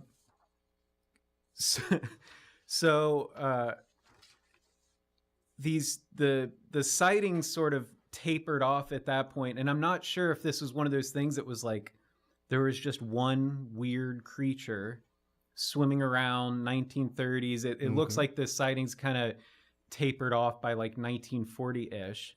But if there's other folks out there who have accounts or evidence, stories, the History Center would love to hear them and document those, because all of this sort of boils down to like a sense of place. Right? And the stories that link different communities on the peninsula together into this common mythology, if we want to call it that. Or, there's a pretty big community of cryptid hunters out here. You think Sasquatch, Bigfoot hunters. Right. This could just be, our aquatic Sasquatch. But the final thing that I'll note was there was a gentleman named Chris Rambo who thought that he caught Eddie. He was sure of it, and he sent it to UW to have it confirmed, and it was a giant oarfish. And so for folks who have never seen an oarfish, get on your computer, Google oarfish. Right. It will make you think twice about swimming in the ocean because it's, to me, such a terrifying creature. But if you don't think sea serpents are real, and then you see a picture of an oarfish, you can see. I know. Yeah. All of the dots are connected. I could see, and they're very rare. Those very rare, very deep, and I think there was one in Puget Sound recently that came up, or some similar species. Yeah, like and another one off the coast of California recently as well. They'll get up to 30 to 50 feet in length. They're a very deep water fish that only tend to come to the surface when they're really sick. So they're moving slow. It's very easy to see them. They stay on the surface. Or strangely, right before or around the time of like earthquakes and seismic activity is another thing that will flush them out of the depths. And if you look at a picture of an oarfish and then you look at Guptill's painting of Aedes gigantus, with the notable exception of the alligator or horse face, which is way off, the tentacles coming out of the head are right in the place that they are on an oarfish. The long silvery body is exactly what you would see with an oarfish. So that's all to say that as we keep saying at the History Center, is it history or is it a mystery? Oh, I love it. I love it. I think, though, it plays into that. I mean, this is part of we always think of history as being also fact-based. I mean, you are basing this. The facts of this may or may not be this serpent. Yeah. But it happened here, this discussion. I mean, I'm listening to you read. These are articles in a newspaper that are just like, well, now for another update on the serpent, basically. It's And it's very easy to sit here tongue in cheek and kind of joke about some of these accounts. Those days, people were probably a little bit sideways about this. Absolutely. And you get the impression through some of these articles that for every person or two or three people that were willing to give their account, a named account in the newspaper, there were many, many more who were hesitant about it because they didn't want to be seen as crazy. So, I mean, something was going on in the collective consciousness in the early 1930s, 1940s, that somehow connected all of these sea serpent sightings. And then there's all of these articles that are pictures of these big blobs that, it's dead whales or that every big blob then is Eddie or Caddy or something like that. There's some pretty famous pictures of blobs from Victoria Island that was Caddy. But yeah, I think it's one of these fascinating little elements of our local history. I think Eddie's still out there. I'm going to just say that. I just like them. I like the mystique of that whole thing myself. Yep. I think it's just there is a pretty recent video of it. Again, it's north of the border, so they call him Caddy. Yeah. But a video of Caddy up along the coast of British Columbia from, I think, just like 2017, something like that. Okay. So not too far back. Yeah. When you're riding the ferry. Yep. Keep your eyes out. Keep your camera ready. Yeah, right on. You got anything going on with the History Center? Any talks or anything going on? Yeah, this Thursday I'm doing a talk up at the Fine Arts Center talking about the historic preservation of all of the artifacts and archival materials we have from the Elwha dams. So that's coming up on the 5th. And... oh, goodness. What else do we have coming up? We've got a History Tales tour or a history hike coming up on September 15th. And then we actually have a really exciting in October. We're going to be doing, it's free, though we encourage donations, of course, 8-part series with retired local archaeologist Gary Wesson. It's basically an introduction to archaeology of the Pacific Northwest. It's going to be on Zoom on Tuesdays and Thursday evenings from roughly 7 to 8:30. So you can do it from home, do it from your couch. So that people can find the link for that on our website. And again, it's totally free, open to the public. And it's absolutely fascinating. I mean, Gary starts back, last ice age and works all the way up to the present. And basically he spent 50 years out here working on the Olympic Peninsula. What an opportunity. Yeah. That's a great, all right. Yep. So all of this stuff, head over to your website because you guys have a tremendous resource that you're building there and continuing to build too. Yep. NorthOlympicHistory.org. There you go. All right, David, it's great to talk to you. We'll do it again in a couple of weeks, all right? Yes, please. All right, that's David Brownell. He is the Executive Director at the North Olympic History Center. We will take a break and be back with more in just a moment. I understand that as our world becomes more automated, receiving personalized service from a real person is more meaningful than ever.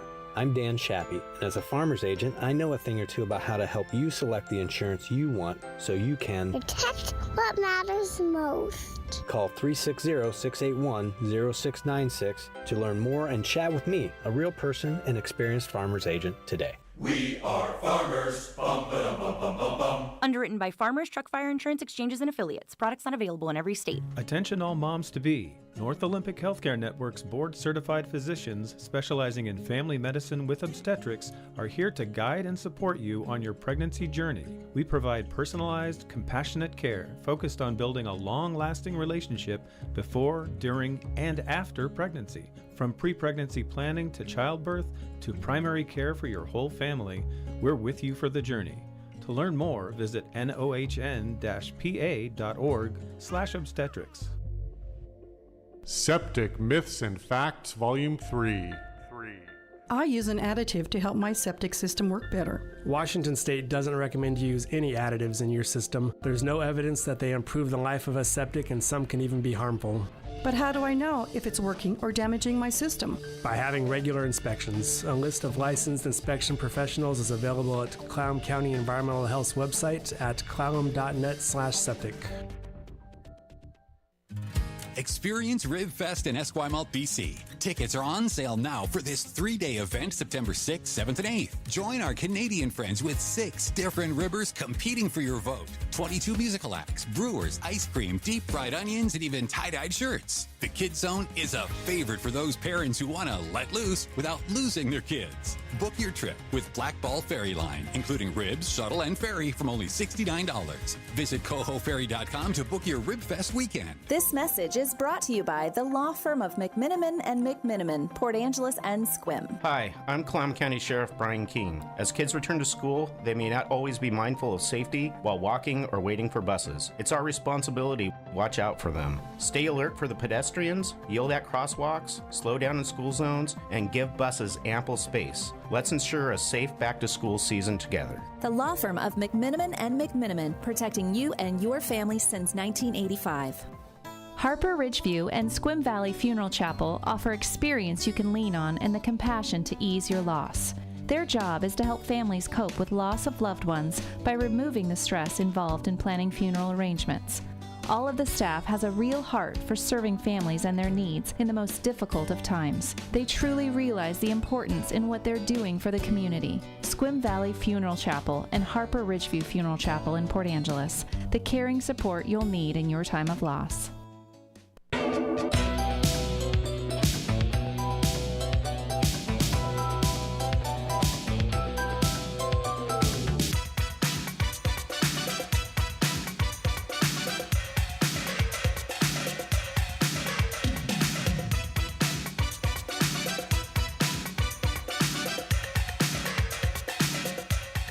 Welcome back to the program. This past week in 1944, big band jazz legend Glenn Miller performed at a base some 60 miles north of London, RAF Twinwood, the airfield he frequently flew in and out of during the war.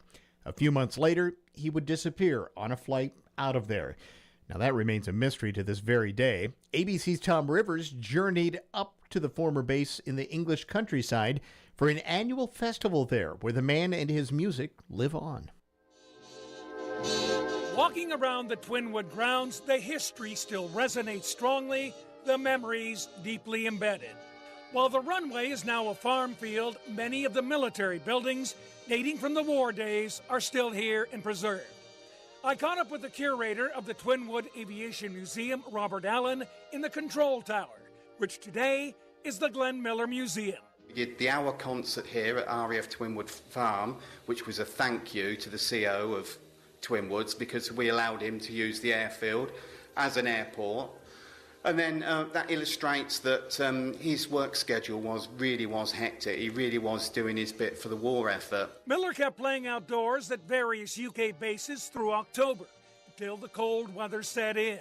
Then, a few months later, on December 15th, he boarded a small plane, along with the pilot, Flight Officer John Morgan, and Colonel Norman Bassell, destination Paris. It was going to be a live broadcast, so all the troops were expecting to have this fantastic concert that was going to be being blasted across Europe for them, which was going to be a really big morale booster. And he knew that, because every time he performed at these bases, he was the pop icon of the day. So all these young lads that were out fighting for our countries, it brought a really big piece of home to them. They're thousands of miles away from home and their family and their lives. And this reminded them of home and that good times were going to come back. There have been many theories over the years on what might have happened during the fateful flight over the English Channel. Allen believes the carburetor may have iced up or even ice formed on the wings. It was too much for that aircraft and it just would have spiraled into the ground, I think. Because what they did, they did know there was a problem on all the aircraft that were operating in Europe with this icing up of carburetors. They were fitting them onto the bomber aircraft, B-17s, Liberators, and also the Mustangs, P-38s. But Transport Command, I think, would have probably been a lower priority. So they hadn't actually got round to fitting it on this particular Norseman. Over a week later on Christmas Eve, the story hit the wire services and the BBC. Major Glenn Miller, the well-known American band leader, is reported missing. He left England by air for Paris 9 days ago. Major Glenn Miller came over from the States early this year to direct the American band of the AEF, which has often been heard playing in the Allied Expeditionary Forces program of the BBC. For more than 2 decades now, a festival has been held here at Twinwood. Singer and MC Lola Lamore has been holding court for most of those years. That certain night, the night we met, there was magic abroad in the air. The music of that bygone era she calls golden.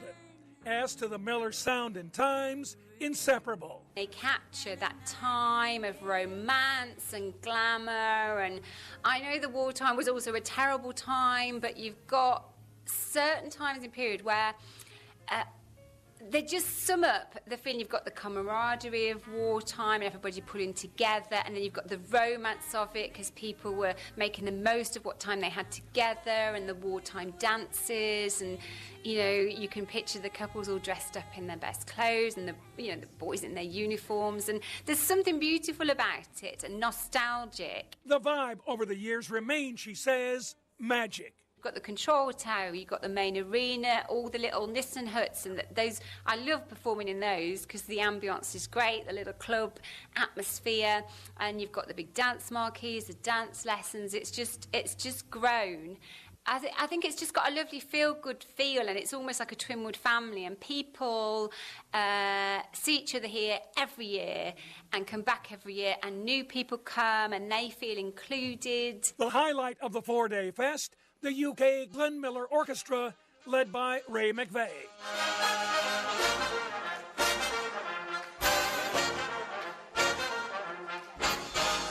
Alto sax player Andy Potts has been with the band for over a quarter of a century. In the Mood, String of Pearls, Pennsylvania 65000, Chattanooga Choo Choo, we do the lot. For him, the mood and music transports people back in time. It's really interesting, the people and the demographic of the people come here. So I've been playing for 26 years with the band. And when I first came here, there were people that knew Tex Beneke and all sorts of different members of the original Glenn Miller Orchestra. And now, then it became children of them, and now it's grandchildren and people that are involved in that. So yeah, but it does harken back to a simpler time. For many of those here, it's locked into their calendars, and they'll be back in 2025 to remember, to breathe in the nostalgia, and enjoy the music of a bygone era. 80 years is a long time, but the memories of Glenn Miller and his music are guaranteed to live on here for generations to come. Having your house on the internet on apps like Google may seem fairly commonplace these days, but some folks are looking for ways to shield their properties from prying eyes of those who may want to look to commit a crime breaking into those properties. Google's now offering a way for people to blur their houses that show up on their Street View on their Maps program.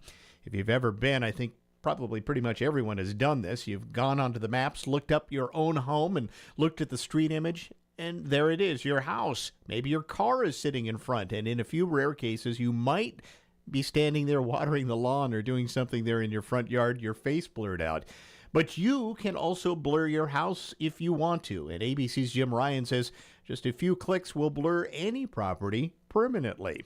So what you'll do, you'll find your property on Google Maps. You click on the Report a Problem. There on the page, there's a spot that says Report a Problem. Then you'll answer a few questions, submit your request to Google, and then thereafter and forever, your property will be blurred on Google Maps. There's no specific evidence suggesting that criminals are trolling potential new targets on Google Maps, but Jim says police thinks it's a smart thing to do. There's no real evidence that criminals are cruising neighborhoods virtually and checking them out on Google Maps and Street View. But the police say that whatever you can do to protect yourself, it's just another step. Same as the sign in front of your house that says, I have an alarm system, or there's a barracuda loose in the house, or something like that, whatever you can do, it's another step toward protecting yourself. Police also say it's not just Google Maps. Some potential thieves can go on real estate sites like Zillow and Redfin to find exterior and interior pictures of houses. Detective Jared Zutel with the Riverside, California Police Department says he's arrested people who've used these real estate sites and urges folks to take those pictures down immediately. They're able to really kind of see what's inside of a house, especially when the house has recently been on the market. He also says thieves are going even more high-tech than that and are using drones. To kind of scope out the house, take a look in the windows, see what they can see inside the windows of people's houses, using drones, looking in the backyard, seeing if they have dogs. There is a downside. If you are looking to sell your house, potential buyers won't get a glimpse of it, and the blurring doesn't happen right away. Google has to approve those requests, and Detectives Attell says the best form of crime prevention may still be good old-fashioned neighborhood watch. I mean, we had a high-profile case a couple years ago that was a triple murder that they ended up solving because of a vigilant neighbor that noticed a car that wasn't supposed to be in the neighborhood. So, yeah, I mean, it's always helpful having good neighbors and being neighborly with people and really getting to know who's supposed to be there and who's out of place. But erasing your home's digital footprint can also be a positive step for homeowners who are looking for a peace of mind and maybe a little more privacy. This is the Todd Ortloff Show on Newsradio KONP.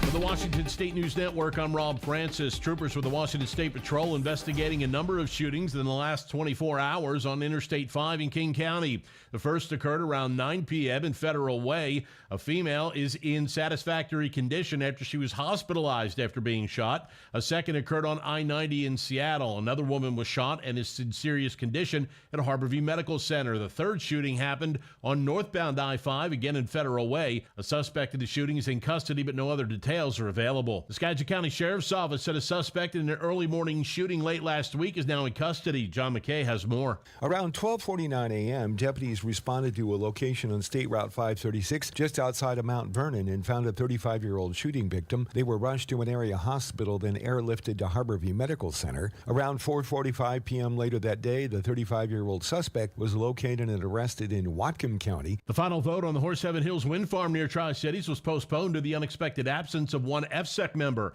The project, reviewed for 3 years, includes up to 222 turbines and aims to address clean energy needs. FSEC had previously approved the scaled-back version, but Governor Inslee requested further adjustments. Concerns have been raised about impacts on firefighting operations and on local communities. The council will reconvene this week for another vote. For more on these stories and others, download the WSNN mobile app. You can also visit our website, WashingtonStateNews.net.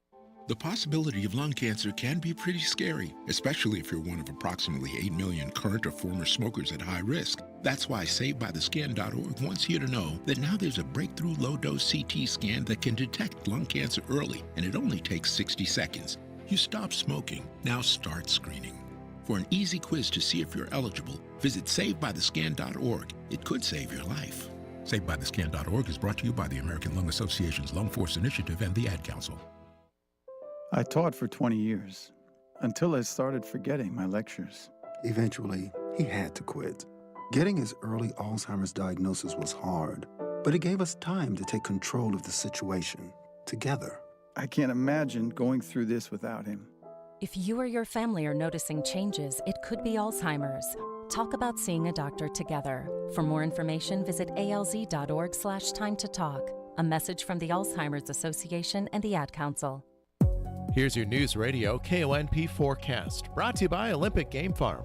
Sunshine mixed with clouds at times this afternoon, with daytime highs approaching 65. Winds out of the northeast, 5 to 10 miles per hour. Partly cloudy skies tonight, lows dip down to about 53.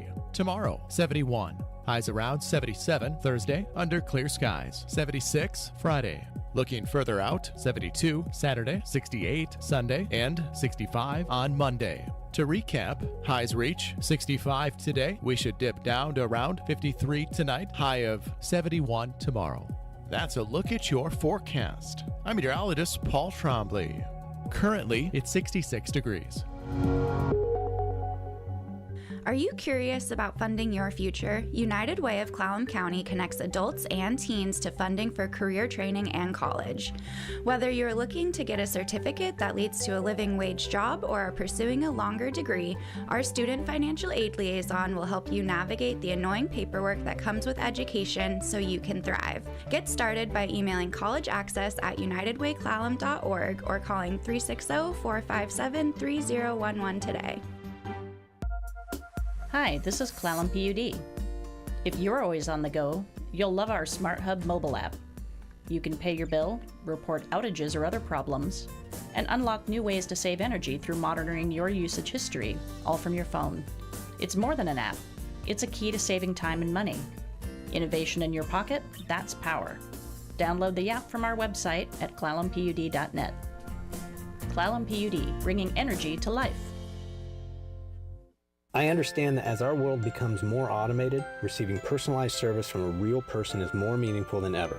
I'm Dan Shappy, and as a farmer's agent, I know a thing or two about how to help you select the insurance you want so you can protect what matters most. Call 360-681-0696 to learn more and chat with me, a real person and experienced farmer's agent, today. We are farmers. Bum, ba-dum, bum, bum, bum, bum. Underwritten by Farmers Truck Fire Insurance Exchanges and Affiliates. Products not available in every state.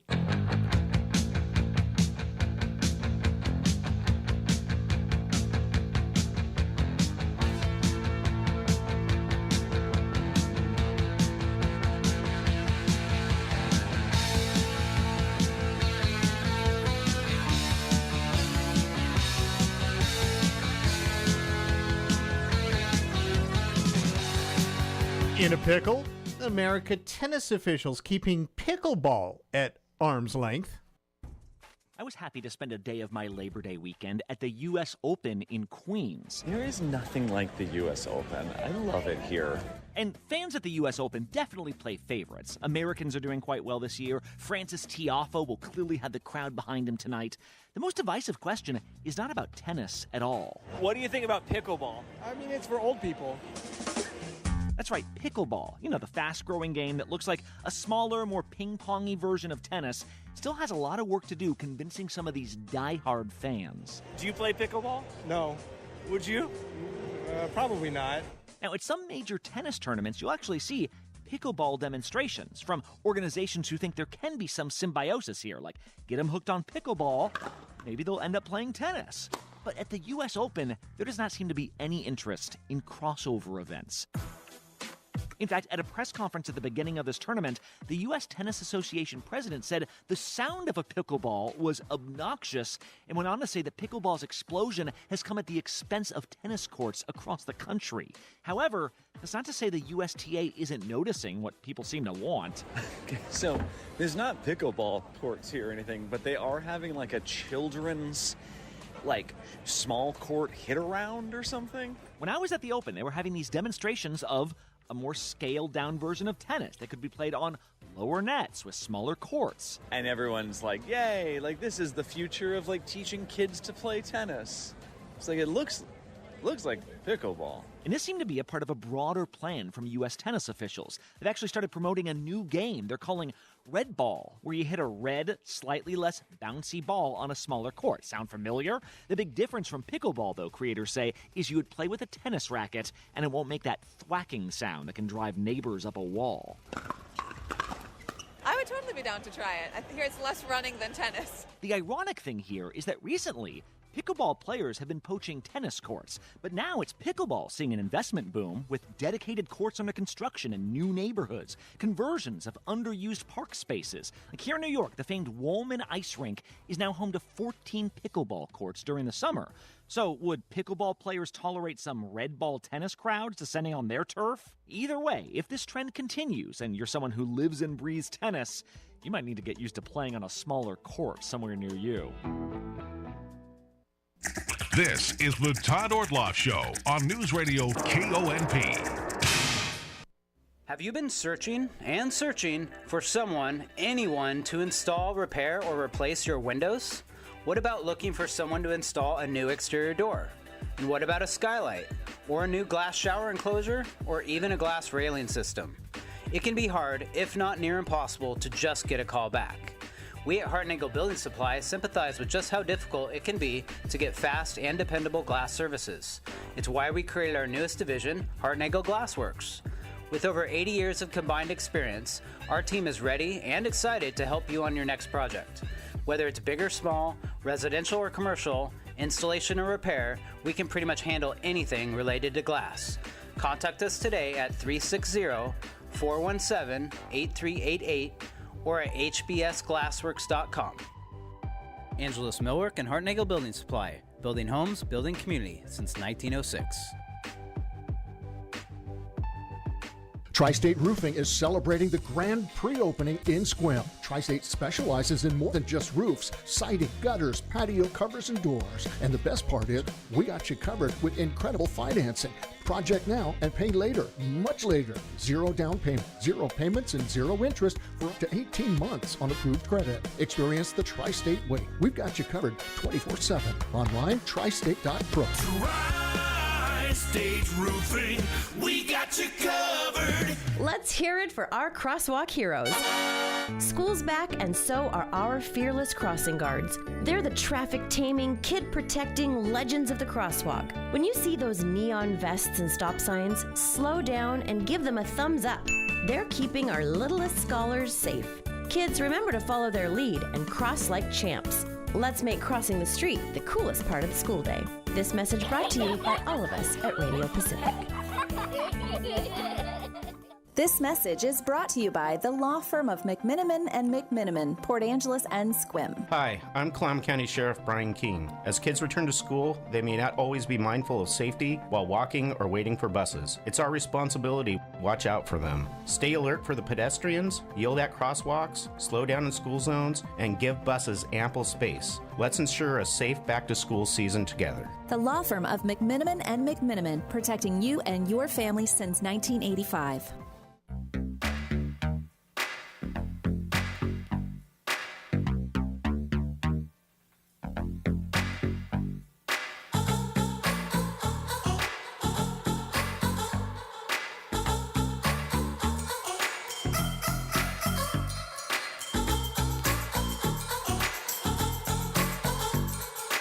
And if you're heading to a hotel, even in the Seattle area, you may be in for a few disruptive moments. On ABC's Start Here podcast, Trevor Ault explains why hotel workers have gone on strike over this past Labor Day weekend. Labor Day weekend is, by definition, a celebration of American workers. That extra day off gives a lot of people a much-deserved break, and families will often use their free day to get away for one last summer fun trip. Make them pay! Make them pay! Well, over the weekend, lots of plans changed as more than 10,000 workers at several of the country's largest hotel chains went on strike. ABC's Trevor Ault has been covering all this. Trevor, how significant was this? I mean, 10,000 is no joke for sure, Brad. We're talking about 25 or so hotels, but these are in cities, 8 of them across the country, and a lot of them are really prominent.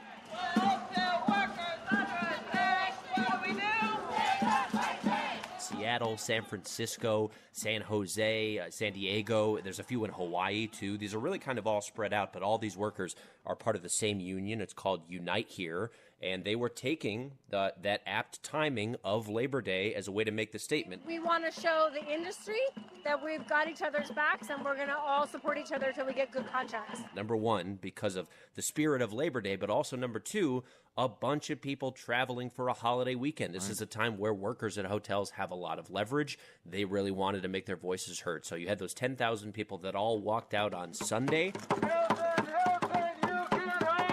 They have a number of demands with a few different hotel chains, Brad. So this is Hyatt, Hilton, Marriott, and Omni, all 4 of them. This is part of a much larger union. It is not the first time that this union has authorized strikes or used them effectively. But this is definitely prominent for a lot of people traveling in a time of year when a lot of people are traveling too. What are the demands or what are the complaints from these workers? I mean, unsurprisingly, Brad, they want to be paid more money, as is often the case during strikes. But specifically, this seems to be focused on the changes that we've seen in the COVID era. Before, we was comfortable with what we've been making, but just after the pandemic, things it seems hard.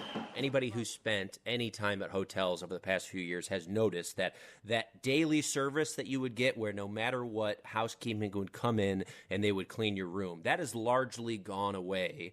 And since then, while we know that the hotels lost customers for years in the height of the pandemic, the customers have largely returned, but the staffing has not. I have supervisor tasks. I'm answering phones and chats. I'm assisting at the front desk when there's a line. It's not a surprise that people are getting really tired and really burnt out, and the wages, the pay is not enough to really draw people in. And so what the staffing argues, and these are front desk workers, these are housekeepers, these are a number of other workers, they basically say there's two things that are happening. Either the crowds are back, but the staffing is not back, in which case the staffing then has to do more work, in which the work that they feel they're not being paid for to try to keep up with that.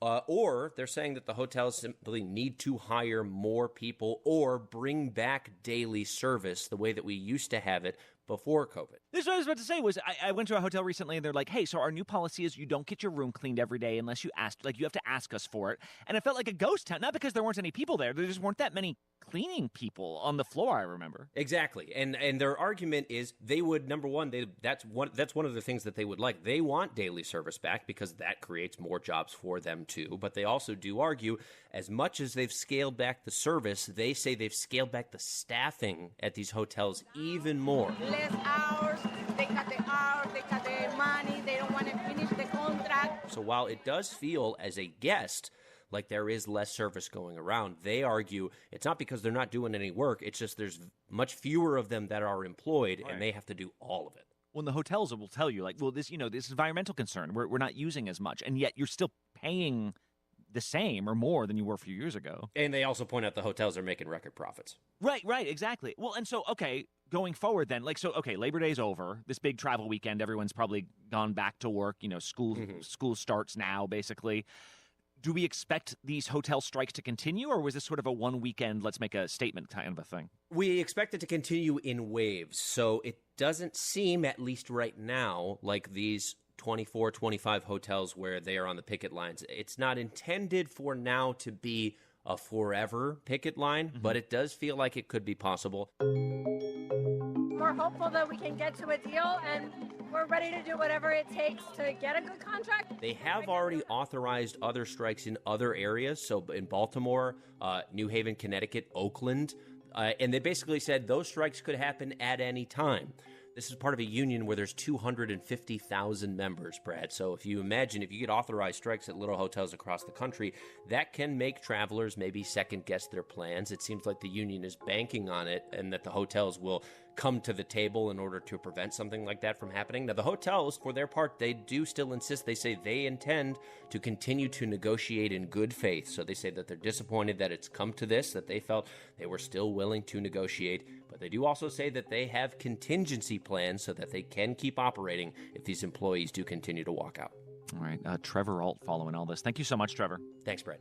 Mothers are a treasure beyond measure, and their strength is the cornerstone of families and communities. This Friday, September 6th, Eastern Hills Community Church is hosting a very special event just for moms. Acclaimed author, speaker, and mother of four, Karen Stubbs is bringing her Night for Moms to Sequim, her first ever event in Washington. Karen's wisdom and practical advice will touch on the different temperaments of children, the essential purpose of motherhood, and the delicate balance between a busy career and home life. Motherhood is both the toughest and most rewarding journey, filled with bedtime battles, countless joys, and endless love. This event is a chance to find encouragement, share in laughter, and gain valuable insights. Don't miss this opportunity to connect with fellow moms and celebrate the incredible calling of motherhood. Join us for a Night for Moms this Friday, September 6th at Eastern Hills Community Church in Carlsberg. It's a night to honor and uplift the amazing strength of mothers. For details and registration, go to ehcchurch.org.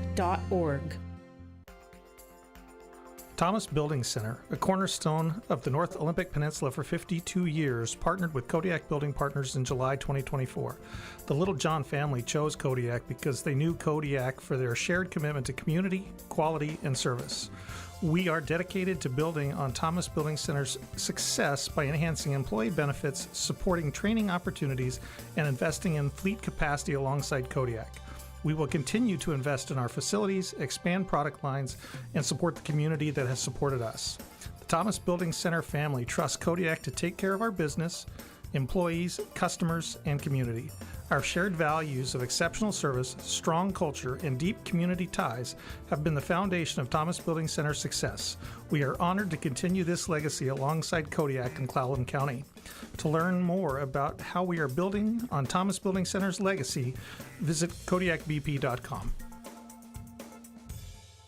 News, sports, and information for the North Olympic Peninsula. We're News Radio KONP, Port Angeles, Squim, a From Radio Pacific ABC station. News. I'm Lindsay Davis, anchor of Prime, streaming weeknights on ABC News Live. Protests are growing in Israel. In Tel Aviv, demonstrators facing off with police demanding Prime Minister Benjamin Netanyahu reach a ceasefire agreement and a deal to release the remaining hostages held in Gaza. The White House says a sense of urgency to reach a deal remains. Here's National Security Communications spokesperson John Kirby. We're working on a proposal that will secure the release of the remaining hostages and will include massive and immediate relief for the people of Gaza, and also result in a stoppage of the fighting. The DOJ has charged senior Hamas leaders over their alleged involvement in American deaths on October 7th. In eastern Ukraine, at least 50 people killed in a Russian airstrike. ABC's Patrick Reevell has more. President Zelensky has said that 2 Russian ballistic missiles hit this military college in Poltava, the College of Telecommunications. It's already one of the deadliest single strikes of the war. The airstrike also hit a hospital. The first presidential debate between Vice President Kamala Harris and former President Donald Trump, hosted by ABC News, is now just 1 week away. This week, the Harris Walls